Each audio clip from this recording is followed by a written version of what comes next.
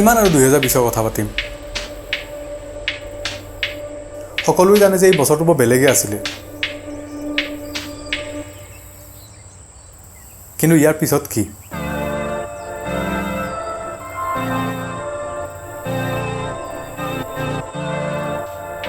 এটা কিন্তু কথা আছে যিটো মই আজিলৈকে কাকোৱে কোৱা নাই আৰু কোনেও নাজানে,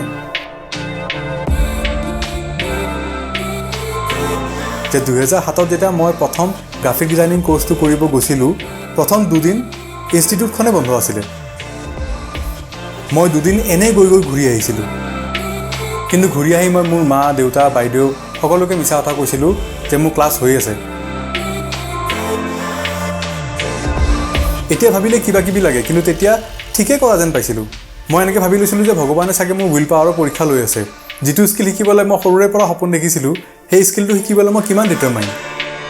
কিন্তু ইয়াৰ পিছত কি?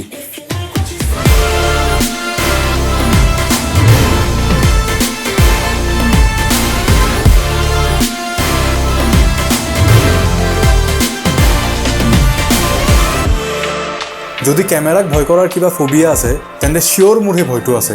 মোৰ কাৰণে কেমেৰা বোলা বস্তুটো সদায় কিবা এটা বৰ এক্সপেঞ্চিভ আৰু কমপ্লিকেটেড বস্তুৱে আছিলে।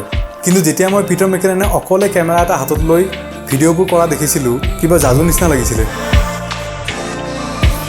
কিন্তু ইয়াৰ পিছত কি? 2020ত বোলে আটাইতকৈ বেছি ছুটি আছিলে, কিন্তু আমি সকলোৱে যে নিজৰ নিজৰ ঘৰতে বন্দী হৈ থাকিলোঁ। কিছুমান নতুন বস্তু কিনিলোঁ যিবোৰ ব্যৱহাৰেই নহ'ল। উৎসাহিত কৰিব পৰাকৈও বস্তুবোৰ হৈ উঠা নাই। কেতিয়াবা ভাবোঁ যে ইমান কষ্ট কিহৰ কাৰণে? ইয়াৰ পৰা এয়া হ'বলৈ 10 মাহো নালাগিলে।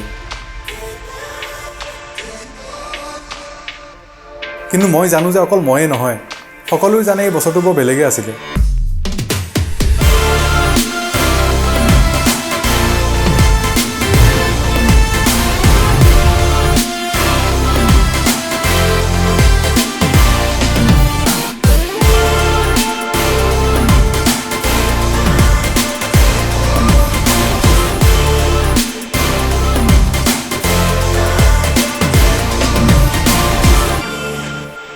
কি জানিবা ভগৱানে আকৌ এবাৰ উইল পাৱাৰৰ পৰীক্ষা লৈছে, কি জানিবা আকৌ এবাৰ উঠি থিয় হ'ব সময় হৈছে।